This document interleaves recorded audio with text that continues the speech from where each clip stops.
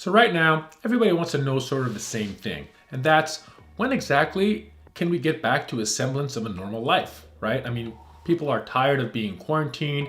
We're tired of social distancing to the point where we can't even visit our families, where we're tired of going to the grocery store looking like this, right? Nor do I want to see other people walking around looking like this. So at some point, we're going to have to start weaning away from these super uber protective measures and still be careful, but get back to a little bit more of a normal life of humans out in the community.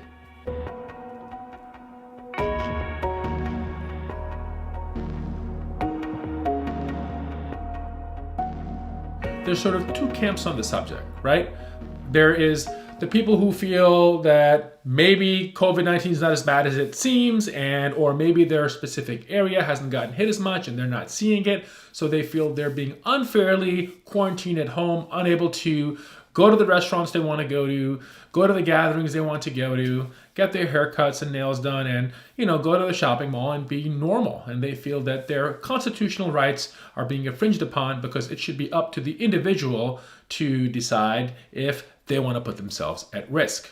Then there's sort of the other side that's saying that we have to continue to bunker down right now. It's too soon, that the businesses should not reopen normal functioning. The beaches should not reopen, all these sorts of things until we're confident that there is a huge downtrend, there's a vaccine available, and things are much different than they are now. Now, the reality is it's obviously something in between. This is not a black or white issue. This is a big gray zone. There are some places that are getting way harder hit and other places that are getting very minimally hit, and we're all sort of, being bunkered down the same way. So I can see how there are some people who feel that they're being unfairly quarantined and their rights are being taken away from them. But we have to remember, this is not about me. This is about we, right? To quote Governor Cuomo. And that means it's not just about our individual selves going out into the community, risking our own selves of getting the virus. It's the fact that you as an asymptomatic individual could infect other people.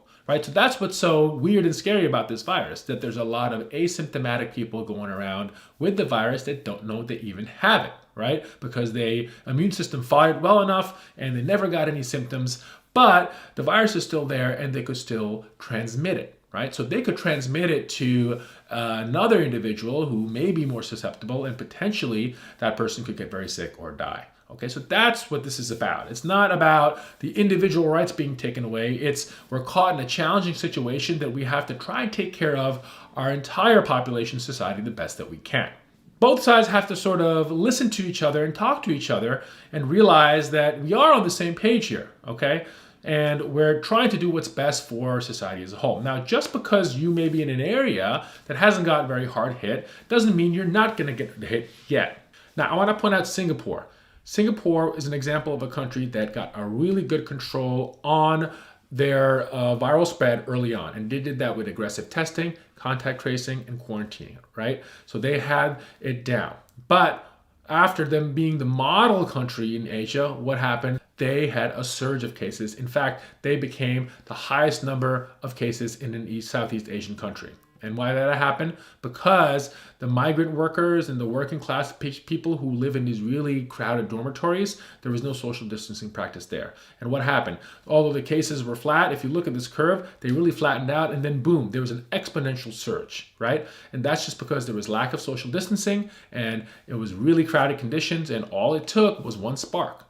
This is a perfect example of how just a little bit can go a long way when it comes to this virus. So we have to be prepared. This kind of a second surge is a real possibility, and I think Singapore's story proves that. So when exactly do we open? Now, again, we can't keep this country closed forever. We need to start getting businesses moving. There have been so many layoffs that people have economic hardship. There's businesses that have shut down. So there is no doubt this has taken a toll. So we got to get life back to normal. But we got to do it carefully, and we have to do it in a calculated way, right? That's the safest way to do this, because what we don't want is a second surge of this virus. Now, there's tons of arguments on how we're going to do this. And to me, first of all, I do believe that this should be regional. Certain areas can start progressing and reopening at different paces than the other areas, because it's clear that the virus does not affect every region and every state the same way. So we have to take that into account. What we need to see is a steady decline in the number of new cases, right? So over the course of a week or two, we have to make sure that there is a downward trend in a specific region, right? We can't get too complacent just after 3 or 4 days because, perfect example is Massachusetts. Here in Western Massachusetts, we're seeing a steady decline now in the number of new cases, whereas Boston is peaking right now. And these are places that are an hour and a half apart. So the influences of what's around you is just as important as what's going on in your locality. So we have to make sure there's a steady decline over the course of a week or two before we get too aggressive in reopening. Now, the other thing we have to make sure is we have the ability to test people, all right? That was a big problem early on. Some of the countries that got a hold on things earlier was because of rapid and aggressive testing. So there's no question we have to be able to test anybody who has symptoms and anybody who's been exposed to somebody who has it. The other thing we need to do is to be able to contact trace. And that means try to backtrace where that virus could be affecting other people, okay? So if someone has the virus, we got to say, all right, they were in a church last week. Let's find out who was close to them in the church and let's talk to them and let's quarantine the people that were potentially exposed. So do an individual guided strategy here. We have to make sure our hospitals, our doctors are prepared for a potential second surge, okay? We need to have enough PPE. We need to be able to protect ourselves, all right? We have to make sure that the hospitals are equipped capacity-wise, equipment-wise, whether it's medications or ventilators or whatever it may be, so that there is no potential for getting overwhelmed. So that is crucial. The other thing we need to make sure we have available is antibody testing, right? So that's going to be really important. Problem with antibody testing is it's the Wild West right now because there's so many vendors and there's so many tests out there, we don't know what's really accurate and what's good. So once the FDA figures out which ones they approve, those are the ones we need to roll out, and we have to be able to check a large number of people.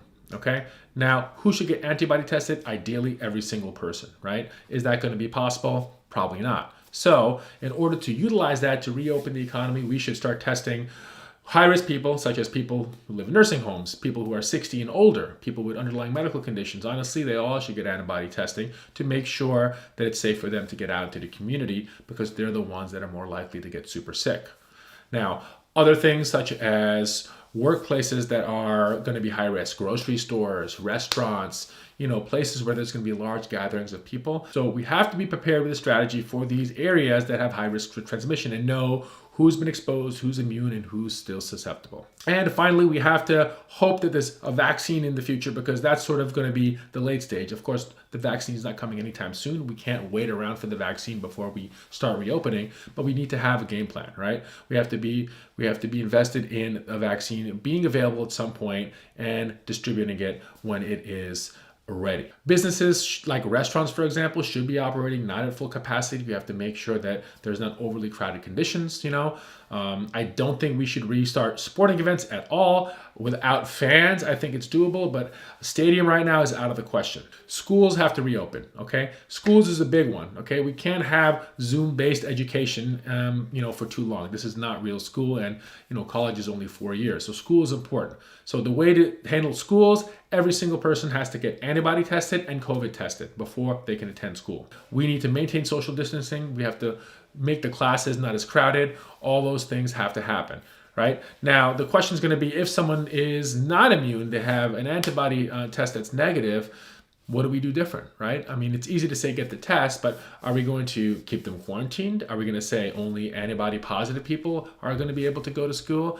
This is tricky. So we have to figure out exactly what we want to do with this information. So again, we have to, yes, open the economy. We have to do it carefully and slowly in a controlled fashion.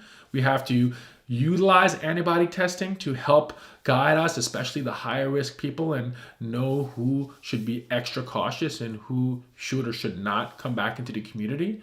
No, we cannot just open up the economy and the businesses just like that, particularly when we're not seeing a downward trend of the virus, right? If the curve is not, it can't just be flattened in your locality, it has to be beyond flat. It has to be reducing, all right? That's the key here. And we have to make sure the hospitals are ready. So if you don't have that formula, we are going to risk ourselves another surge, and that's going to be bad, especially if it happens in the winter during influenza season, and we don't want that. So let's do it carefully, let's do it scientifically, and remember, it's about we, it's not just about me.